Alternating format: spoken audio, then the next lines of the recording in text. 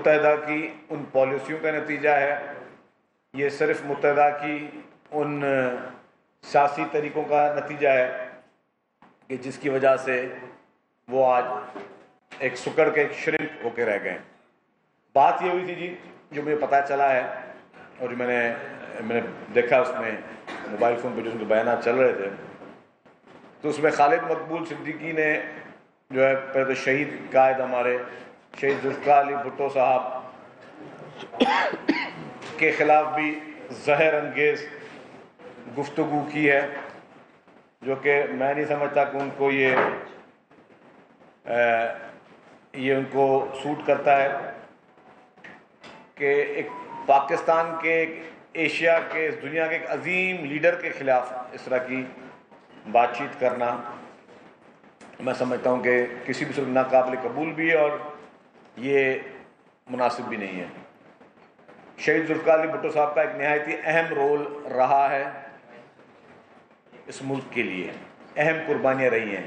میں نے اپنے بجٹ کی اسپیچ میں اسمبلی میں کہا تھا، میں نے کہا کہ اگر پاکستان کی تاریخ جو ہے 75 سال کی، اس میں پیپلز پارٹی کی لیڈرشپ کو اگر آپ سائیڈ پہ کرتے تو پیچھے کچھ نہیں بچتا.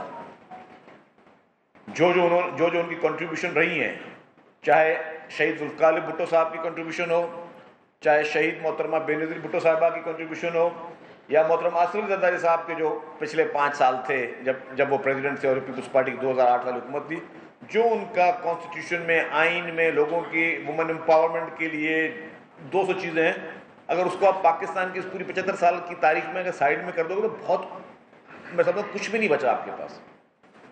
تو یہ کوٹا سسٹم کی بات کر دینا خالد مقبول صدیقی کی جانب سے نہایت افسوس کی بات ہے. دیکھیں، کوٹا سسٹم اس ملک میں ایک سوچ سمجھ کے ساتھ لایا گیا تھا.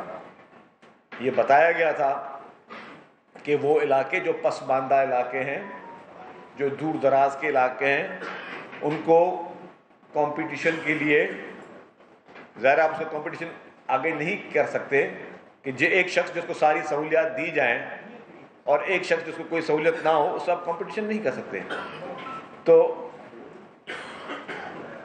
تو میں سمجھتا ہوں کہ یہ نہایت ہی جو ہے وہ غیر مناسب گفتگو انہوں نے کی ہے. اس کے ساتھ ساتھ پھر وہ عدالت کی بات کی انہوں نے کہ جشن منا رہے تھے کہ جی انہوں نے بہت بڑی پٹیشن میں کامیابی حاصل کر لی ہے. متحدہ قومی موومنٹ آج بھی سندھ کے بیشتر جتنے مسائل ہیں اس کی ذمہ دار ہے، آج بھی. اور اگر میں آپ کے 500 محکموں کی بات کر سکتا ہوں، بجٹ پہ آپ نے سارے وزراء کی تقاریر بھی سنی کہ اسٹے آرڈر کے ذریعے نوکریوں پہ پابندی متحدہ قومی موومنٹ لگوا کے بیٹھی ہوئی تھی، اور اس اسٹے آرڈر کی وجہ سے بہت سارے محکمے جو ہیں اس وقت ہاتھ باندھ کر بیٹھے ہوئے ہیں. آج بھی مجھے یاد ہے ایجوکیشن منسٹر صاحب نے فرمایا کہ ٹیچرز بھی ہیں، سب کچھ ہیں، ہم لوگ ابھی چوکیدار نہیں رکھ سکتے. اب اسکول میں چوکیداری ٹیچر تو نہیں کرے گا، کیونکہ یہ لوگ اسٹے آرڈر لے کر بیٹھے ہوئے تھے. اس کے بعد بھی انہوں نے ہمیشہ کوشش یہی کی کہ لوگوں کو روزگار رکے. میں ایک چیز واضح کر لوں کہ جو ہمیشہ الزامات متحدہ جیسی پارٹیاں لگاتی رہی ہیں پیپلز پارٹی کی لیڈرشپ پر، جو پاکستان کا سب سے بڑا ہیرو شہید ذوالفقار علی بھٹو صاحب ہیں، جو سب سے بڑے نیشنل ہیرو ہیں، جنہوں نے کانسٹیٹیوشن دیا، جس نے ایٹمی طاقت بنایا ملک کو، جنہوں نے لوگوں کو آواز دی، جنہوں نے پورے اسلامی ممالک کو اکٹھا کر دیا ہمارے پاکستان میں. OIC کے سربراہ تھے وہ، OIC کے آرگنائزر تھے وہ. ان کے لیے یہ بات کہنا کہ شہید ذوالفقار علی بھٹو صاحب نے پاکستان کی تقسیم کی، میں سمجھتا ہوں یہ ڈوب مرنے کا مقام ہے متحدہ کی اس کی لیڈرشپ پر. اور متحدہ کے لیڈر آپ دیکھیں جتنے بھی خالد مقبول صدیقی اور سارے، یہ پہلے الطاف حسین کے آگے پیچھے جی بھائی جی بھائی جی بھائی کرتے تھے، اور یہ وہ لیڈرشپ ہے جو اس وقت موجود ہے متحدہ کی. یہ اپنے قائد کو چھوڑ کے چلے گئے، تھوڑا برا وقت ہے، اپنے قائد کو چھوڑ کے چلے گئے. پیپلز پارٹی کے جتنے بھی لوگ ہیں انہوں نے اچھے برے وقت دیکھے، ابھی کبھی لیڈرشپ کو نہیں چھوڑا. آج اپنے قائد کو لیڈر ماننے کے لیے تیار نہیں ہے خالد مقبول صدیقی اور ان کے باقی جو متحدہ کے لوگ ہیں، یہ آج اپنے قائد کو لیڈر ماننے کے لیے تیار نہیں ہیں، جنہوں نے ان کو کہاں سے کہاں تک آ کے پہنچایا۔ تو اور پھر آپ نے دیکھ لیا کہ ان کا بشر کیا ہے، سب کو پتا ہے کہ متحدہ اس وقت کہاں کھڑی ہے۔ جو نوکریوں کی بندر باٹ کی بات کر رہے ہیں، میرٹ کی بات کر رہے ہیں، آج بھی کراچی کے تمام وہ ادارے جتنے بھی بلدیاتی ادارے ہیں، وہ اس میں آدھے سے زیادہ بھرتیاں جو ہے متحدہ قومی موومنٹ نے اپنے خاتون میں کی ہوئی تھی۔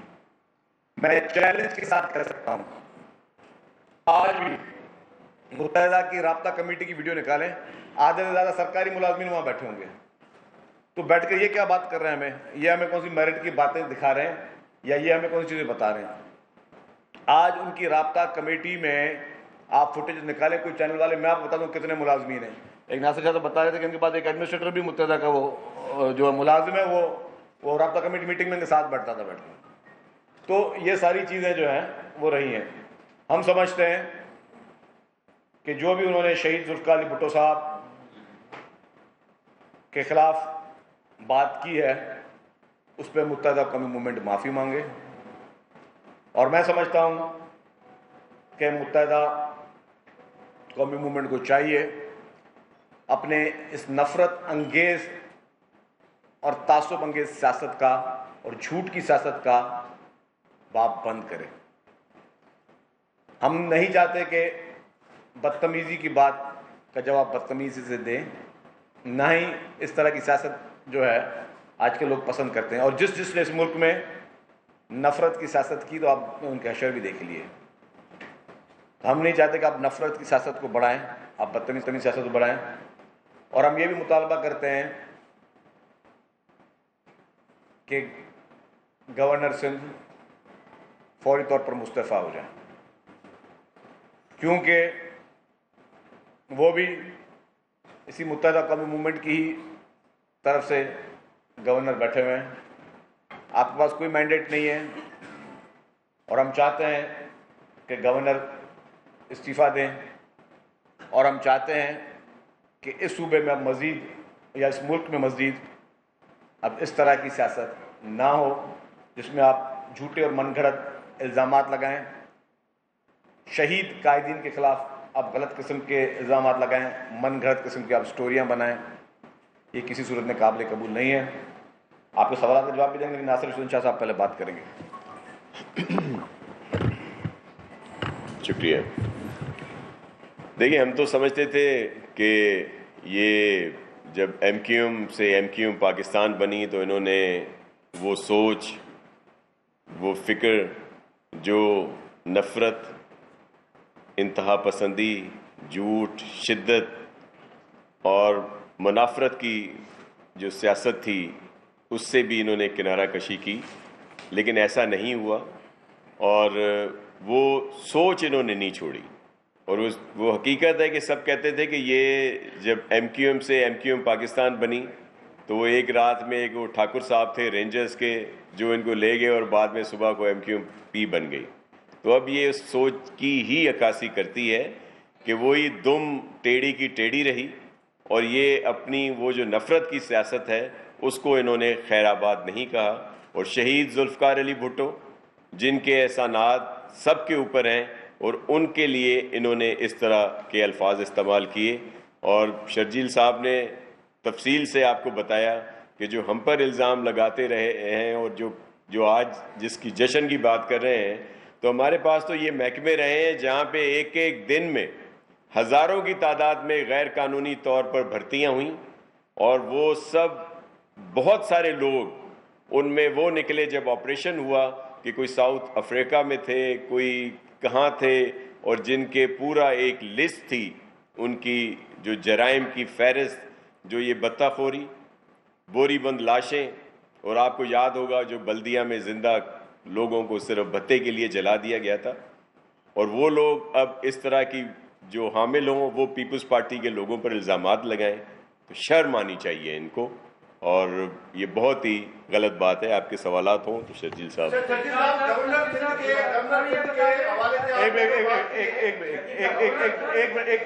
ابھی آئے بھی ابھی آؤ نا، پہلے ارباب چانڈے صاحب۔ متحدہ قومی موومنٹ نے یہ الزام جو لگایا ہے کہ شہید ذوالفقار علی بھٹو کی وجہ سے ملک دو حصوں میں تقسیم ہوا. جب یہاں آپریشن ہو رہا تھا تو ایک جنا پور کا نقشہ بھی نکلا تھا سندھ کی تقسیم کا اور کراچی کو علیحدہ ملک بنانے کا. اس حقیقت کے بارے میں آپ کچھ بتا سکتے ہیں؟ دیکھیں جی، آپ کی بات بالکل صحیح ہے کہ ملک کو تقسیم کرنے کی اور توڑنے کی ناکام سازش ہمیشہ متحدہ قومی موومنٹ کرتی رہی ہے. اور یہ سارے وہ لوگ ہیں، یہ خالد مقبول صدیقی اینڈ کمپنی، جب تک الطاف حسین پہ پابندی نہیں تھی تو یہ سارے اس کا چولا پکڑ کے جی بھائی جی بھائی جی بھائی کرتے تھے. جیسے ہی الطاف حسین پہ پابندی آئی تو انہوں نے دیکھا کہ جی اب کیا کریں. اور ابھی بھی کچھ بعید نہیں ہے کہ آدھی متحدہ قومی موومنٹ لندن کے اشارے پہ چل رہی ہو. اور انہوں نے کیا کیا، آج بہت بڑی بڑی اچھی اچھی باتیں کرتے ہیں، انہوں نے نوجوان نسل کے ہاتھ میں پستول دی، انہوں نے یہاں پہ ہڑتالیں کروائیں، انہوں نے لوگوں کو دہشت گرد بنانے کی کوشش کی. ایک دن کی ہڑتال کی کال میں 100 لوگ کراچی میں مرتے تھے. اس وقت یہ ساری متحدہ کی قیادت ساری ساتھ تھی نا، یہی خالد مقبول صدیقی، مصطفیٰ کمال، یہ سارے ساتھ ہوتے تھے نا اس وقت، یہ ڈیفینڈ کرتے تھے. یہ نہیں کہ اب ان کا ضمیر جاگ گیا ہے کہ اب ہم نے متحدہ پاکستان الگ بنا دیا. اور یہی الطاف حسین باتیں اس سے پہلے بھی پاکستان کے خلاف کرتا آیا ہے. پاکستان کے خلاف غلط زبان، غلط باتیں الطاف حسین پہلے سے کرتا ہوا آیا ہے. اس وقت کبھی بھی خالد مقبول صدیقی اور کمپنی نے کبھی بھی اس کے خلاف کوئی بات نہیں کی، کبھی بھی الطاف حسین سے باہر نہیں جاتے تھے. یہ نہیں کہ ابھی پاکستان کی محبت میں آ گئے کہ الطاف حسین، جب الطاف حسین کو بین کیا گیا اور پھر ان کو جب پتا چلا کہ اب کوئی رستہ نہیں ہے، پھر انہوں نے کہا کہ ہم اب الگ سیاست کریں گے. کیونکہ اور اس پہ بھی بہت شک و شبہات ابھی موجود ہے کہ آج بھی یہ اس کے کہنے پہ چل رہے ہیں یا آج بھی اسی کے ایجنڈے پہ چل رہے ہیں، کیونکہ ان کی نیت جو ہے وہ اب واضح ہوتی جا رہی ہے. دوسری بات میں نے کہا کہ انہوں نے نوجوان نسل کو تباہ کیا. یہاں پہ کوئی کاروبار نہیں ہو سکتا تھا، ہڑتالیں ہوتی تھی. اب جب گورنمنٹ کی رٹ آئی ہے تو اب ان میں اب یہ ہڑتال کرنے کا یہ سوچ بھی نہیں سکتے. اب نوجوان نسل ان کے کہنے پہ نہیں ہے. اب یہ جو ہتھیار بانٹتے تھے اور ٹی ٹی پستولوں کے ذریعے یہ لوگ پولنگ اسٹیشنوں میں گھستے تھے اور جو بدماشی، اب وہ ساری ان کی ختم ہوتی گئی. تو ایم کیو ایم نے نفرت کی سیاست کی ہے، آج بھی نفرت کی سیاست کر رہے ہیں. میں ابھی بھی بول رہا ہوں کہ جتنے بھی انہوں نے بیانات دیے ہیں، جتنی زہر انگیز باتیں انہوں نے شہید ذوالفقار علی بھٹو صاحب کے حوالے سے کی، جو کہ پوری دنیا کو پتہ ہے کہ ایک نیشنل ہیرو ہے. سپریم کورٹ کے ابھی ریسنٹلی جو ججمنٹ آئی ہے اس میں بھی جو ان کا عدالتی قتل شہید قائد کا ہوا ہے، اس کو مانا گیا کہ ان کو فیئر ٹرائل کا موقع نہیں دیا گیا. اور سپریم کورٹ کے جج حضرات صاحبان سے پوری دنیا مانتی ہے کہ شہید ذوالفقار علی بھٹو کے عظیم کارنامے، ان کے خلاف یہ اس شہید قائد کے خلاف یہ من گھڑت الزام لگا کے اپنا قد بڑا کرنے کی کوشش کرتے ہیں. یہ چاہتے ہی ہے کہ جی ایسا کوئی چوچلا چھوڑ دے کہ ان کے خلاف کوئی پریس کانفرنس ہو. ورنہ خالد محمد مقبول صدیقی اور ایم کیو ایم کی جو آج اصل حالت ہے، آپ سب صحافیوں کو پتا ہے، ان کی آج سیاسی حیثیت اس وقت 0+0+0 ہے. لیکن وہ صرف اس طرح کے چوچلے چھوڑتے ہیں کہ ہم لوگ بھی آ کے ان کے خلاف بات کریں، ان کا کوئی سیاسی قد بڑھا ہو. اچھا، انہوں نے اپنی گفتگو میں آج سندھ کے تقسیم کی بات دوبارہ بھی دہرائی ہے اور کہا ہے کہ سندھ کے جنوبی سندھ کے لیے جو ہے اور شہری علاقوں کے لیے ایک الگ سیکریٹریٹ سندھ میں قائم کیا جائے. اور اس کے علاوہ یہ بھی کہا کہ سندھ سیکریٹریٹ کو اب ہم سندھ سیکریٹریٹ رہنے نہیں دیں گے. اچھا، اس کا میں جواب دیتا ہوں آپ کو. یہ باتیں وہ کیوں کرتے ہیں؟ وہ یہ ایک نفرت انگیز ایک بات کی شروعات کرتے ہیں. میں سارے میڈیا کو بتا دوں، آپ دوستوں کو بتا دوں کہ ایم کیو ایم اس طرح کی بات جان بوجھ کے کرتی ہے تاکہ ہم لوگ بھی کوئی اس طرح کی خدا نخواستہ نفرت انگیز بات کریں، ان کی سیاست چمک سکے. تو ان کی ان باتوں کو میں ایک کان سے سنتا ہوں، دوسرے کان سے نکالتا ہوں، کیونکہ ان کو میں یہ سیاسی پوائنٹ اسکورنگ کا، سیاسی انجینئرنگ جس میں ابھی ان کو لوگوں نے پذیرائی نہیں دی. سب کو پتا کہ ایم کیو ایم کا اصل حشر کیا ہے. بلدیات کے الیکشن میں یہ لوگ بھاگ گئے، باقی جیسے بھاگتے نا اس طرح بھاگے، آخری رات کو بھاگے، آپ کو بھی یاد تھا. یہ الیکشن کا بھی سب کو پتا ہے، میں اس بارے کوئی بات نہیں کر رہا.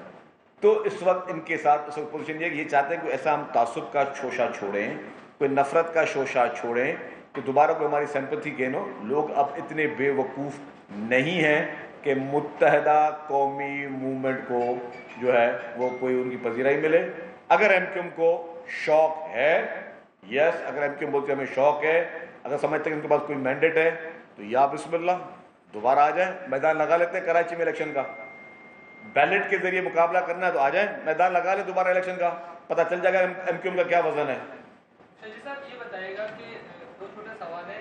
اچھا، اس سے پہلے جس طرح کی آج زبان استعمال کی گئی، کمال کہہ چکے ہیں کہ جو کچھ پہلے ہم کرتے تھے وہ ہمارا سگنیچر تھا، یہ بات آن ریکارڈ پر. دوسرا، ابھی آپ نے کہا کہ ملازمین کا جو فیصلہ آیا ہے اس پر پریس کانفرنس کی ہے، محکمہ صحت کا 13 سے 67 ملازمین نکال دیے ہیں. स्कूलों में बुरी हालत है, चौकीदार नहीं है और दीगर महकमे हैं, तो इनको पुर करने के लिए आप ऐसा क्या करेंगे कि जैसे जिला अस्पताल में फौरी तौर पर मुलाजमीन की ज़रूरत है क्योंकि ऊपर ऑपरेशन नहीं हो पा रहा है, ओपीडी में डॉक्टर नहीं है। आपको पता है अभी एजुकेशन डिपार्टमेंट में 50,000 आसामियां IBA के जरिए भरी गई हैं और IBA के टेस्ट कोई एक शख्स भी नहीं करता। और मैं नाम नहीं लेना चाहता, हमारे कुछ वुज़रा और उस डिपार्टमेंट में कुछ सेक्रेटरीज के अपने फैमिली फर्स्ट मेंबर जो हैं वो फेल हो गए उसमें।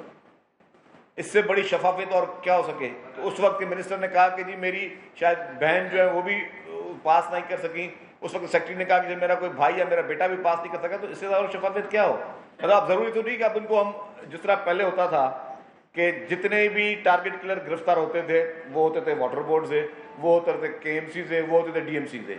किससे छुपा हुआ है? मैं आप लोगों से अभी माइक लेके पूछना शुरू कर दूँ, आपको नहीं पता कि ये पता चलता था जितने टारगेट किलर गिरफ्तार होते थे सारे इन्हीं महकमों में जमा होते थे। तो MQM के झोली में बैठ के नौकरियां तो कोई नहीं दे सकता उनकी ब्लैकमेलिंग में आके। और ब्लैकमेलिंग नहीं, अब उनकी वो दौर नहीं रहा उनका कि जी वो कोई किसी भी तौर से जोर जबरदस्ती से कोई फैसला ले सके। एक बजे जी ये बताइएगा, MQM और आप peoples party good cop bad cop खेली जा रहे हैं। भुट्टो साहब तो 10 साल के लिए लाए थे ये कोटा सिस्टम, उसके बाद जिया ने एक्सटेंड किया, 92 में नवाज शरीफ ने एक्सटेंड किया, 2002 में मुशर्रफ ने किया और उसके बाद इमरान खान के दौर में MQM ने उसको गैर मुअय्यन मुद्दत के लिए मंजूर करा लिया। तो ये हक़ाइक़ और दस्तावेज़ देखिए जी, MQM के पास ये नहीं कि MQM के पास अक्सरियत नहीं थी। MQM परवेज मुशर्रफ के दौर में 9-10 साल इक़्तिदार में रही ना, और ब्लू आइड बॉय भी थी MQM ना। उन दिनों में ये 100 कत्ल भी करते थे, SHOs को भी चुन चुन के मारते थे, पोस्टिंग करवा के SHO जिन्होंने कराची ऑपरेशन में पार्टिसिपेट किया उसमें लोगों को मारते थे, अपने स्कोर सेटल करते थे, बदमाशी गुंडागर्दी सब MQM काम करती थी। उस वक्त MQM ने क्यों नहीं कोटा सिस्टम खत्म करवाया? अगर इतना ही बुरा था तो उस वक्त खत्म करवा ली थी। उसके बाद जब भी इक़्तिदार में रही है, अच्छा इक़्तिदार में रही है, काफ़ी दफ़ा ये सिंध हुकूमत के साथ भी इक़्तिदार में रहे हैं, किसी एक मीटिंग में मैं कह सकता हूँ हल्फिया इन्होंने नहीं कहा कि कोटा सिस्टम खत्म करो। हाँ ये इनके मुताबिक होते थे कि हमें 4 एडमिनिस्ट्रेटर हमें चाहिए, फलां ये अफसरान हमें चाहिए, ये मिनिस्ट्री हमें चाहिए, ये पोर्टफोलियो हमें चाहिए। किसी एक मिनिस्ट्री में उन्होंने ये नहीं कहा कि कोटा सिस्टम खत्म करो। अभी भी MQM ने, जब आपको पता था कि जब इक़्तिदार में आई, जितने भी उन्होंने मुतालबे के, कोई एक मुतालबा दिखा दें MQM का, मैं ओपन कर दूँ, किसी एक डॉक्यूमेंट, बड़े डॉक्यूमेंट लहराते भी है ना कि इन्होंने हमें वहाँ मुतालबा डाला हो कि कोटा सिस्टम खत्म करो। MQM ने कभी किसी ऑफिशियल मीटिंग में कोटा सिस्टम को खत्म करने का मुतालबा नहीं किया। और यहाँ आके उस पर भाई देखिए, आज वो MQM की सियासत अलग है, हमें MQM की सियासत पे कोई एतराज़ नहीं है, लेकिन अगर वो सियासत में शहीद लीडरशिप के ऊपर बेहुदा और मनगढ़ंत इल्ज़ाम लगाएंगे तो मुंह तोड़ जवाब देना हमें भी आता है।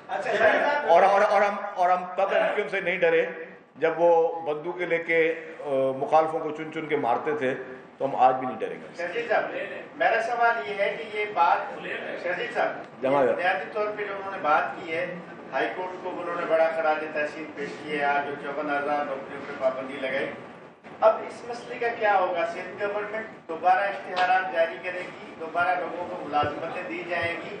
अब तो कोर्ट ने आज़ाद छोड़ दिया है, तो अगली हिकमत अमली क्या होगी? देखिए जी, जजमेंट जो है ये वर्बल आई है, अभी डिटेल जजमेंट जो आनी है उसकी अटेस्टेड कॉपी आएगी, उसको लॉ डिपार्टमेंट भी पढ़ेगा, सिंध गवर्नमेंट भी पढ़ेगी, उसके बाद अपना रिएक्शन देगी कि इस पर हम एग्जैक्टली क्या करने जा रहे हैं। जी वकास साहब, इसके बाद आप 2 दिन पहले MQM और chairman peoples party Bilawal Bhutto Zardari की इस्लामाबाद में मुलाकात भी हुई।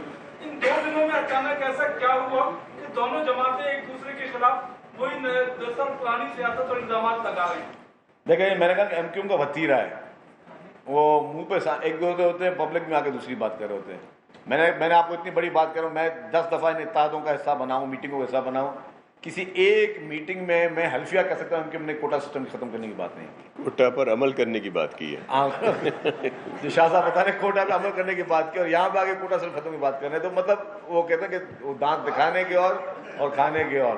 जी जी आप जी भाई। डिप्टी कमिश्नर सेंट्रल थे मोहम्मद बख्श, उन्होंने सर रिपोर्ट दी कि MQM ने 3,500 अफराद भर्ती किए, जिसमें से 1,300 बंदे वो थे जिनकी उम्र 18 साल से कम थी। उनमें से 2,200 अफराद ऐसे थे जिनकी डिग्री ही नहीं थी। वो रिपोर्ट दी थी, उसके बाद खालिद मकबूल सिद्दीकी ने उसके खिलाफ मुहिम चलाई। नंबर 1। नंबर 2, इमरान फारूक कत्ल केस का मुलजिम खालिद शमीम आज भी वाटर बोर्ड से तनख्वाह ले रहा है। केडीए में और केएमसी में माइक दें, दोबारा करें, माइक दें इनको। केडीए और केएमसी में वो बायोमेट्रिक करने नहीं देते, तो आप इन सारे मामलों की तहकीकात क्यों नहीं कराते? देखिए जी, हमने कोशिश की बायोमेट्रिक्स हो, और उसमें एक ही मुलाजिम एक टाइम पर 3 जगहों महकमों से तनख्वाहें लेता था, कि वो जो आपके डीएमसीज के भी तनख्वाह लेता था, केएमसी की भी लेता था, वाटर बोर्ड की भी लेता था। तो ये सारे कारनामे जो हैं एमक्यूएम, मैं बता रहा हूँ पूरी आधी राब्ता कमेटी, वो कौन सा सर इनका जो है जो ऑपरेशन में था, नहीं सर, क्या नाम? शकील भाई, शकील साहब, क्या है वो एडमिनिस्ट्रेटर थे और अभी भी राब्ता कमेटी में है। हाँ, एक जैसे आपने कहा, एक नहीं बहुत सारे राब्ता कमेटी के मेंबर साहब।